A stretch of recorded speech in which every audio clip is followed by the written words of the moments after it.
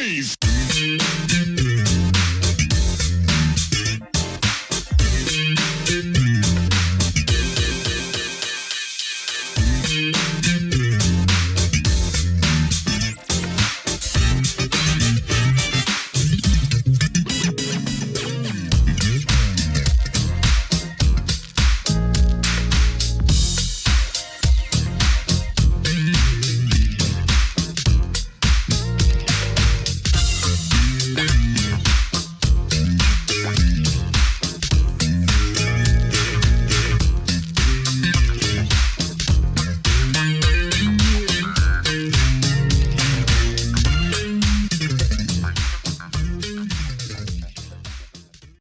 Welcome back to the next part of this Truth and Rhythm episode. Be sure to subscribe to this channel. If you've already done so, please share it with friends. Also become a member by joining Truth and Rhythm on Patreon, or consider donating at funkinstuff.net. Thank you so much for your interest and support. Enjoy.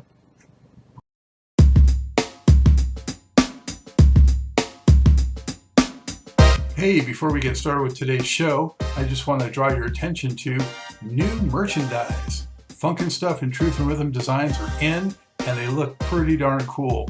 So show your support, help support the program, and show off some stylish merchandise and apparel. Only at the Funkin' Stuff store.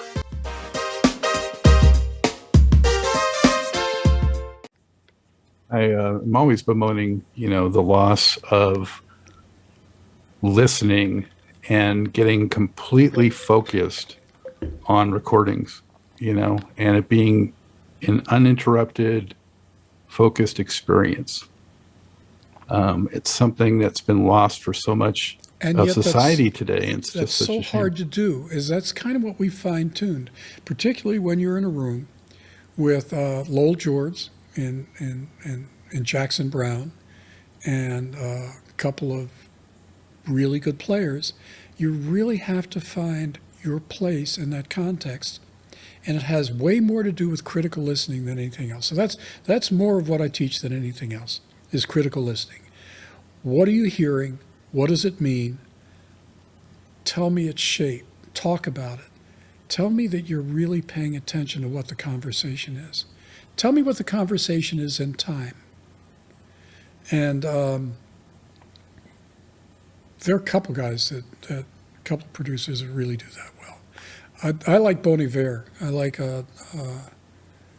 what's his name? Justin. Is that his name? Yeah. I love Bon Iver. I think they have some great ideas, really experimental and out on the edge.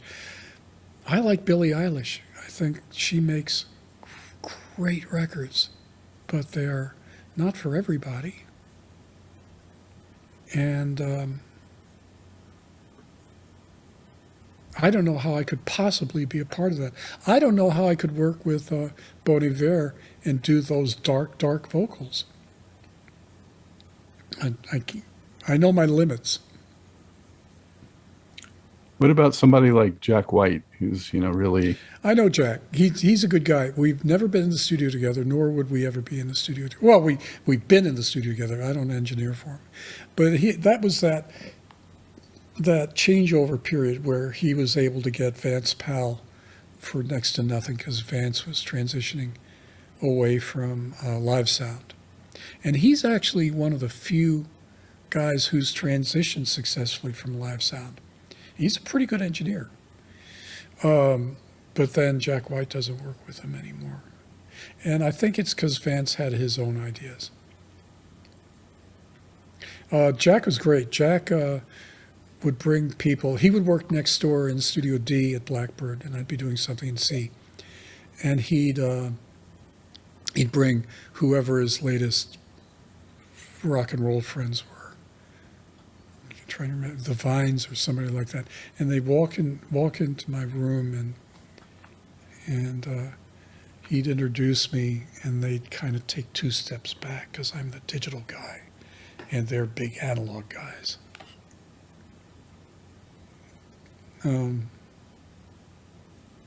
Steve Albini. The other guy that I have infinite respect for is Steve Albini.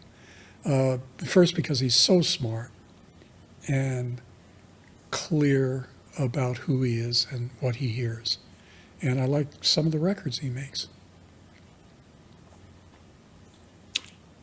Tell me a little bit, George, about you mentioned earlier for your mom, Linda Ronstadt, I think it was. That relationship has gone on for, what, decades now, right? I did. I was around for 35 years. I didn't do everything. There was that rock and roll period in the 70s where she and Peter Asher and Val Garay made all those hit records. And then I came in the early 80s and did Get Closer. But I had already worked for Linda on Keep Me From Blowing Away, on Heart Like a Wheel. And so she knew how comfortable I was with doing bluegrass. And when the opportunity to do the trio record came along, I got the gig as a producer. And the luckiest thing that ever happened to me. Working with Dolly and Linda and Emmy. It was basically Linda's idea. And all I had to do was to listen to these guys and try to make their ideas work. And that was a breakthrough record. The trio record changed Nashville. They hated me in Nashville, by the way. When I moved to Nashville, I thought people would appreciate what I'd done, but no, they hated that I could make that kind of record that was that successful. Because it wasn't a Nashville record at all. It was a California record. Nashville's a funny place.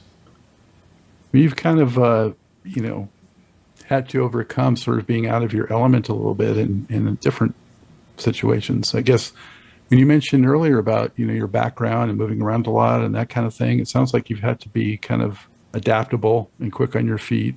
I'm a safe cracker. Yeah. I don't want to leave any fingerprints. I'm not working to get the next gig. I'm working to discover something new. And that doesn't work for a lot of artists. It didn't work for Maurice after a point. And all those offers that I got after that were to remake an Earth, Wind & Fire record.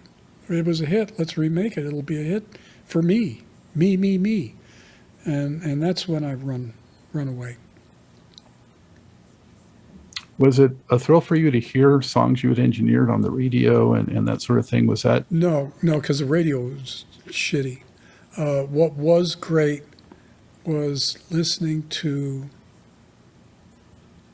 records that I'd done much later in a studio where I'm using them for references and realizing that they weren't that bad. I pretty much hate everything I do, but later I'd be listening to a record, Little Feat record, saying, hey, this isn't bad. This was kind of new. I haven't heard a lot of people able to copy that. That impresses me.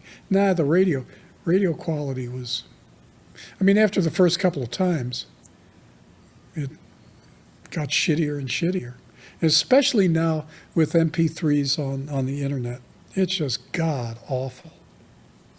These records have been remastered and recompressed and remastered and fucked with, and it's just god awful. Yeah, that must be like, bamboo into your fingernails to hear some of that stuff. What are one or two of the vocalists that you've worked with on that list I read earlier, or maybe someone I didn't mention, that just really blew your socks off? James Taylor, because of his connection, his great connection with lyric and phrase. Linda, who taught me how to listen to a song, taught me everything worth knowing about songs. Steve Perry, Journey, when I did that one Journey thing. What a great vocalist. And still friends. He's a good guy. Aaron Neville, who is about as close to the heart of performance as you could get. It's just great.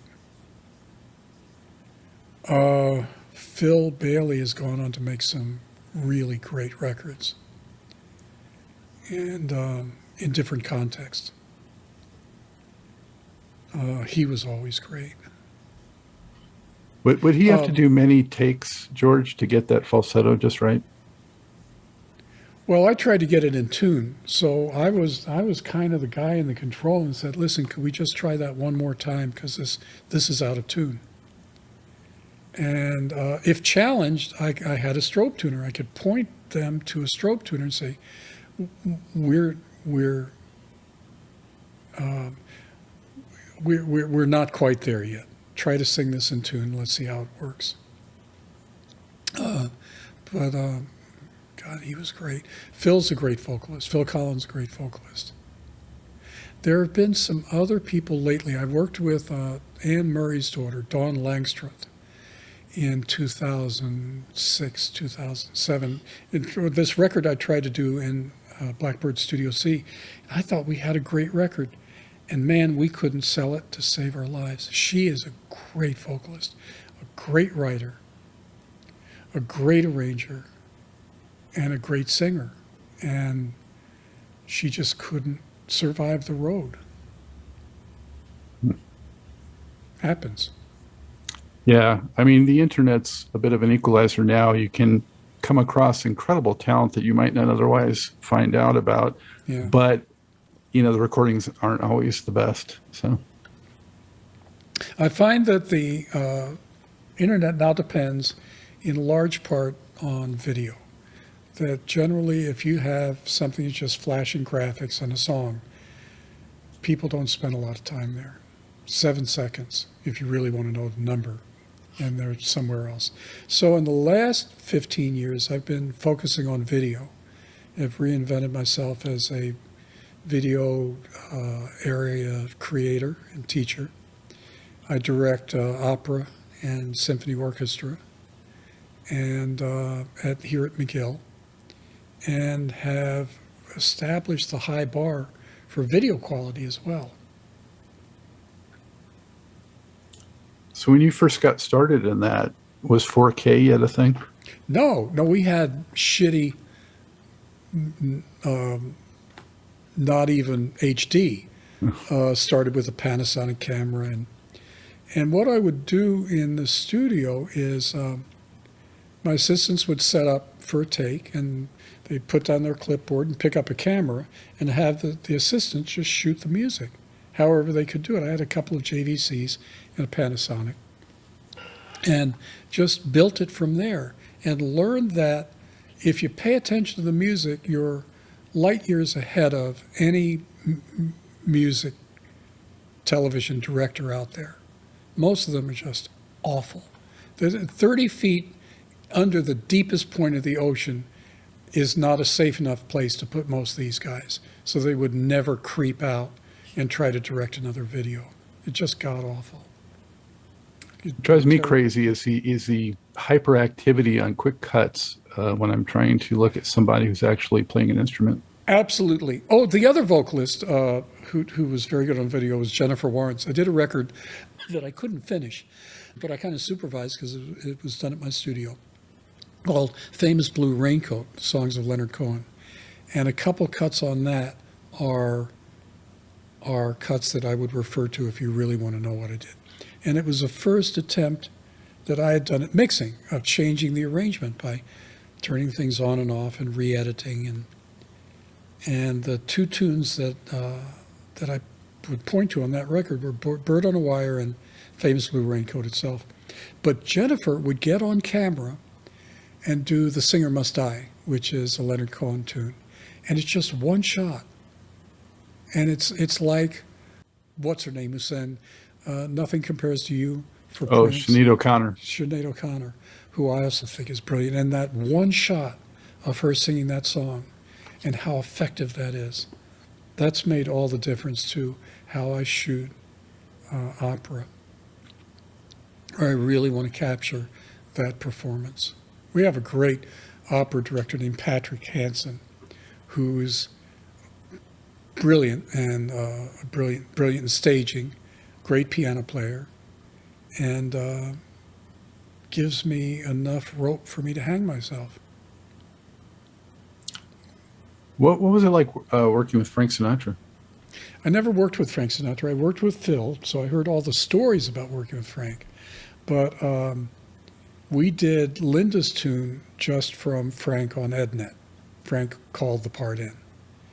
And so I feel like I worked with Frank Sinatra because we heard all the Phil Ramone stories. But I didn't actually, I wasn't in the same studio with Frank. Now, Al Schmidt was, and he's got a lot of stories. Phil Ramone, and I know I'm talking about a lot of dead guys, but they had a deep appreciation for how to get a record out of Frank, and it was not easy.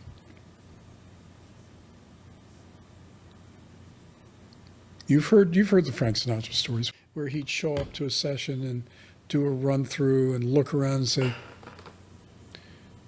get his hat and coat, and on his way out say, "Not today, baby," and gone. You remember the Lorraine Ellison tune, "Stay With Me, Baby"? Remember that big hit, her only hit? Dun, dun, dun, dun, stay with me, baby. Ooh, won't you stay with me, baby? That's a tune. This is a famous story of Frank booking A&R on 48th, the original A&R studios, and big orchestra, big section. They're going to do a Frank record. Frank walks in and, I'm sorry, he doesn't even walk in. Calls in, says, "Not today, baby." And Phil scrambles. They've got this orchestra paid for 6 hours and a rhythm section. Calls Jerry Wexler. Says, "Jerry, do you have any tunes? And while you're at it, do you have any artists?" And they bring Lorraine Ellison. You would recognize this song if you heard it. "Stay With Me, Baby," Lorraine Ellison.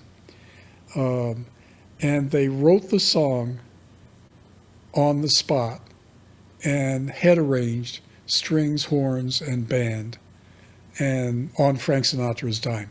Where was Frank? He had flown to the islands to marry, what's his name? Woody Allen's. Oh, Mia Farrow? Mia Farrow. So, "Not today, baby. I got to get married." was that in the, do you remember, was that in the 70s? What year about was that, do you think? I remember it as 70s, and I'm placing it as early 70s. Yeah, well, you know what? You could do that when you're Frankie. And you I can do guess. that when you're Paul Simon. Paul Simon pulled something like that once. Oh, the other guy I love working with is Randy Newman, and I wish I could work with him more, but he's more movie soundtracks now. Yeah, is he just a regular guy, basically? No, none He's- of these artists are regular guys. I say those with all kindness and love. Is there something brought them to the point where they had to be bigger than themselves and to attract support and love and respect. And all too often, a lot of artists were just kids that had been hurt, that had difficult childhoods. Prince was really hard to get along with. Susan Rogers could get along with him. I didn't get along very well with Prince, but I recognized him as a profound genius and somebody that I'd have to support. So You actually did get a chance to meet him? Oh yeah, but mainly it was to help him with other engineers, to help him hook up with a gear. Sold him an automation studio for Paisley Park, and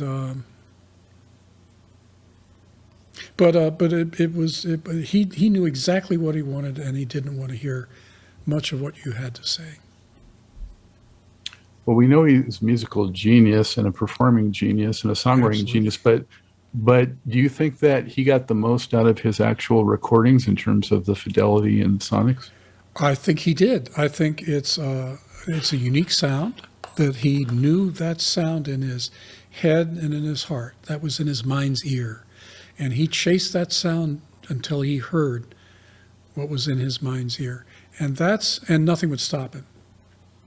And that's, he one of the few real geniuses out there that can do that thing, that can sit at a console and invent himself. Not too many people do that. Lowell George could do that. Just so prolific at it too. Just astounding. Tons of stuff Who, yet to be released.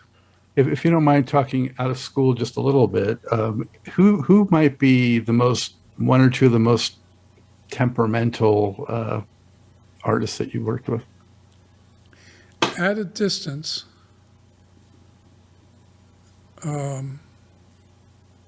with Paul Simon, he's tough. At a distance, because Linda did some overdubs for him, so I was very lightly involved. But really, the one great record that I made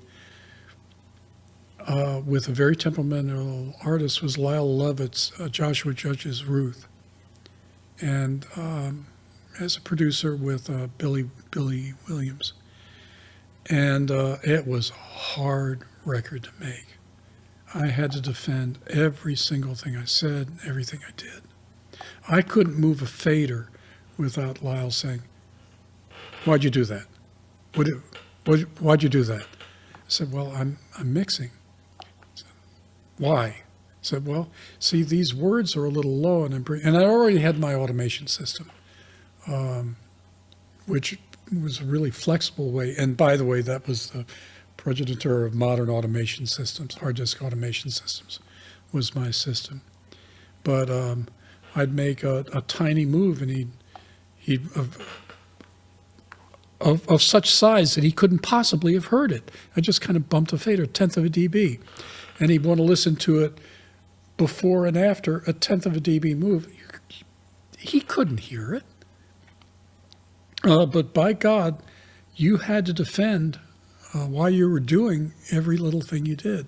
But it's a really good record, stood the test of time. It's his biggest selling record, and we don't speak anymore. Wow. I remember I had Preston Glass on. I don't know if you know him, but he's produced some George Benson records, and he talked about how he had to cajole him and what a perfectionist and hands-on guy George Benson was, and how you have to kind of, he's one of those guys that you have to kind of humor a little bit, and make them feel like it's their idea or what they were talking about, even though it may not be. Well, most artists need to understand that you can reflect their ideas. And it is all about them. It's about the artist. It's about, I would follow Linda to the ends of her ideas to the ends of the earth, because I'm going to learn something. I'm going to learn how she, as a great artist, hears something. And we've done hit American Songbook records. We had a hit Afro-Cuban jazz record. Her mariachi records were hits. And we did a Baby Lullaby record that wasn't all that successful, but we thought it was good. And the last record she did was a jazz standards record. We did a Christmas record that I thought was great, that you still hear in grocery stores. I think it's recouped, but I haven't gotten any money for it yet. And we did the trio records. What's one or two of the biggest snafus that you experienced in your studio There's still time? snafus where you erase something. I had a second engineer that erased the intro and half the first verse of a Jennifer Warnes master after strings and after band and performances, and I had to put it back together. There's snafus all the time. Things fuck up all the time. What we spend our time teaching students is to be responsible for delivery. Maybe you're just an engineer, but you're responsible for making sure that you don't erase the multi-track, and here's how you fix it when you do. And that's been I've been the guy that can fix shit for a long time. But have you ever had to do some explaining to the producer or the band leader or singer, say, you know what? All the time. And what I teach is you got to tell the truth. Every word you say has to tell the truth. It's not somebody else did it or the dog ate my hard drive, or it's you have to copy, you have to own it, you have to take responsibility for it, and you have to fix it. You have to have a plan. You have to fix it. Sometimes something better comes out of it. George, do you think we'll ever see a band again in the mode or mold, I should say, of like an Earth, Wind, and Fire, or even Little Feat, these kinds of groups? I think we have to hope for ensemble performances to happen again. We have to hope for that, because there's a strength and an integrity and a detail, a rich detail in that kind of performance that we stopped appreciating with MP3s, because MP3s couldn't hold that much resolution. MP3s were the one of the worst, if not the worst thing to happen to recorded music. And so we're just coming back, and there are services like Jay-Z's Tidal. I don't know whether you subscribe to Tidal, but Tidal masters using MQA, which are these great little processing blocks, to vastly improve 4824 digital, vastly improve it. Tidal does MQA. So if you got an MQA dongle, you'll hear some stuff on Tidal that will introduce you to what it sounded like to us in the 70s and 80s, off analog. I think I'm one of the only people that invested in Neil Young's project a few years ago. Well, I had a Pono, and I liked it. I know Neil pretty well, and still talk to Neil. He still wants me to give him my old Tannoy SGMs, and I'm not going to give him my old Tannoy SGMs. But the latest thing with Neil is he's going to do an immersive mix, and that's Nico Bolas, so I'm here to help Nico Bolas any way I can. But the Pono almost worked. You know where the Pono failed? In the support store? Marketing. Is he couldn't, he thought he'd go on talk shows and talk about the Pono and that it would magically sell. It's not the way it works. He told, he had a meeting with the head of Harman, who's another great guy, and Deniece, and told him that he'd like for Harman to productize the Pono, and was told that, and we may have to delete this, but was told that he'd have to change the name of the Pono because it was too close to porn, and people wouldn't understand it, and it ended there. I mean, he had Harman ready to do the Pono. They had to get rid of that weird triangular shape with the big capacitors. That big capacitor had to go. And it could have gone easily, but no. So the latest thing is... I actually have one here, George, for people who aren't familiar. I've got the beta clear version, but here's what's taken its place is, this is an MQA dongle, and it's an ESS chip. By the way, digital has actually gotten a lot better. This is a Zorlu MQA dongle. USB-C 3.5 inch. Into headphones. This could change your life. Hearing Tidal Masters played through this on your headphones, those Sonys you've got. I've got that headphone. I know what they do. It's not my favorite headphone. I like these, the Etymotic Research. And I mix on these. I've taken these all over the world. You notice they're falling apart.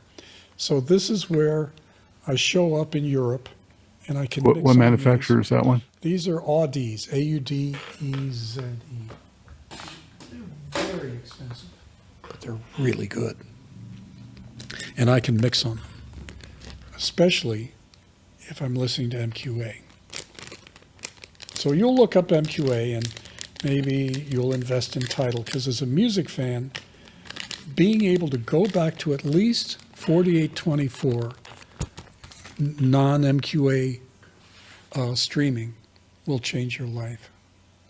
At least 4824, if not MQA. So MQA has the ability of taking one of my favorite records, Court and Spark, Joni Mitchell's Court and Spark, an all analog Henry Louis recording,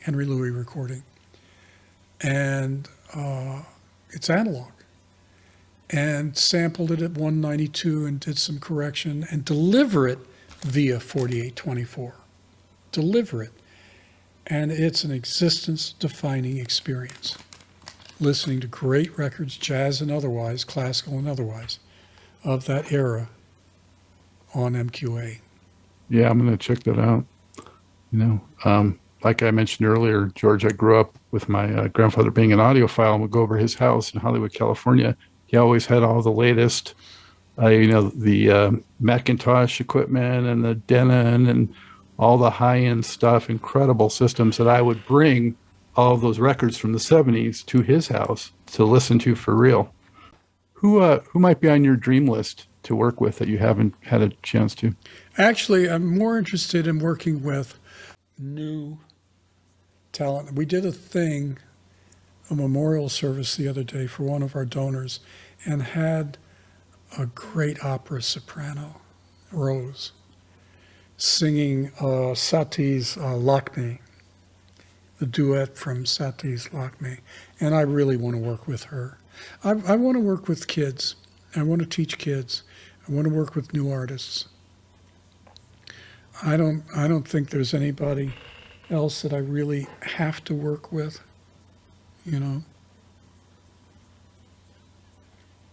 Is there anyone that you kind of wish you would have had a chance to work with back in the day? I wish I'd had a chance to work with Richard T.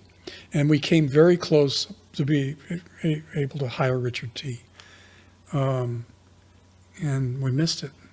What was it like? I didn't mention Herbie Hancock. He's one of my favorites. Oh, Herbie was great. I did what's arguably Herbie's worst record. Light Me Up. Just Light Me Up. And we had a good time doing it. Herbie's just great. And I'll still run into Herbie. We still chat.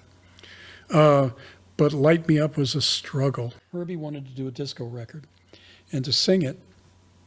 And so we were confronted with having to do all this vocoder stuff. And it was a struggle. But I liked working with Herbie. I liked working with Rod Temperton. But it was a struggle. I love Herbie. Well, as that goes, though, there were some decent songs in there thanks to Rod Temperton, but, yeah, I'm not sure it was the right vehicle. I don't think it really connected. I don't think anybody was happy with it. And Stanley Clark as well. What did I do with Stanley Clark? I think I just mixed something that he was on. I've met him, but I wasn't in the studio with him. And Weather Report? Stanley Clark wasn't with Weather Report. No, I know, but you have a Weather Report credit I had seen? I have a couple Weather Report credits. Yeah. Jocko, Alex Acuna, and Damo Romeo. And I did 2 records. I did Night Crossing, and I did that record we did at the Complex. Is it 8:30? And Joe is a whole chapter in a book.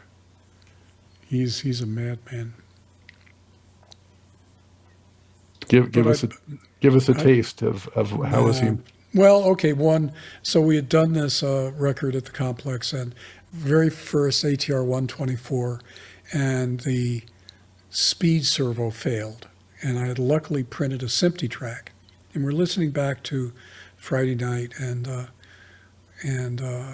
Joe is bopping along, and he goes,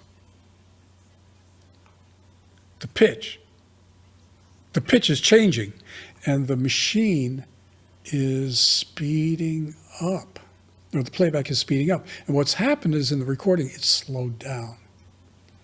And I had to recover a live performance, by building a synchronizer that would take the SMPTE bit stream, resolve it, and drive the ATR 124 capstan to recover this Weather Report master, which I did.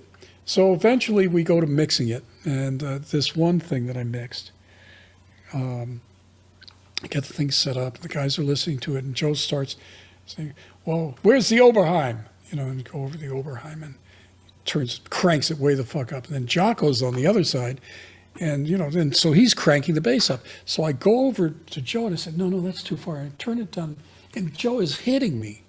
And meanwhile, over here, Jocko is turning the bass up. So I go over here, turn this down. No sooner do I get over here to turn this down than the Joe is turning the synths up again, and hitting me when I try to fix it. And eventually it was a mix. But Jocko used to come over late at night after sessions. We used to hang and do drugs, and he was lucid back then, and did a couple of my favorite shows ever, like a Weather Report on Midnight Special, or one of those late night network shows, Little Feat, Bonnie Raitt, and Weather Report. Wow. It was a YouTube show with three of them, and standing at the edge of the stage and watching Jocko tear through Teen Town. I mean, tear through it. It's around, and I think it still gets views, but he was an amazing player. And nobody felt further or harder than Jocko. But boy, he was great. Never got to see him live myself. So you're passing along your knowledge to young people, which I'm sure you find fulfilling. It's fantastic. Do you have any couple of quick tips for somebody who's maybe a young person who's looking into getting into this field? The usual old shit about critical listening, that you have to really pay attention. That listening is everything. You have to really learn how to be a patient, Zen-like listener. You just have to let go of your immediate response. Here's some, I could fix that snare drum. You have to let go of everything and just listen to music. You can deconstruct it. If you want to work with it, you can deconstruct it, but you can't decide how it should be put back together. You just need to identify what is in music, in a performance, in a arrangement, in a symphony. You need to, we all need to be kinder and gentler to ourselves in listening.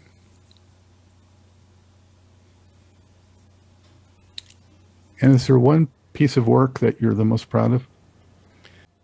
My best piece of work, well, what anybody's going to say is that my son turned out all right, and that I was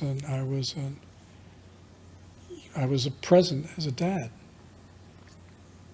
That I walked out of some fantastic opportunities in Los Angeles to join my nutty ex-wife who had my son, and to kind of come back to Franklin, Tennessee, and to help bring him up.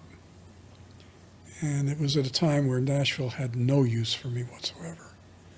So I did a couple records here. I did a good Emmylou Harris record, and then did a bunch of other records, but none of them really sounded like Nashville.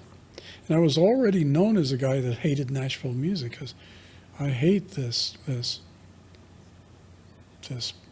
tweezed together Nashville writing. It's not like the Nashville songs that I grew up with. And so I'd have trouble answering that question. I think what I'm known for is designing gear. So I'm still designing gear. And my best work is the next thing, whatever's the next thing. Yeah. Still doing it. Yeah, has the pandemic slowed you down much, or? Well, I just learned how to teach differently. We all learned how to teach on Zoom. And I got a much better camera, and have learned how to, I did a South American AES conference, a keynote for a South American AES conference last August. And so not only did the pandemic slow us down, but I did it out of my cabin in Cape Breton with a hurricane coming through. So we're on a satellite, so I have a generator and a UPS, and I delivered the keynote address with active content by satellite on a generator with a hurricane passing overhead and no power. So little things like that I'm pretty proud of, pulling that off. Yeah. I know, doesn't sound like a big deal. It is. It's crazy what we've all navigated through these past 18 months. Well, and you just pick yourself up. And the thing I will tell students is you're going to have to take advantage of the special time in your life. Whereas a student, you can fail. I can't fail as much as I'd like to say I can. You can fail and fix it or pick yourself up and move ahead. All of my best work has been after many failures. The design of the parametric EQ was after many failures and struggles. And I've got a dynamics unit coming out for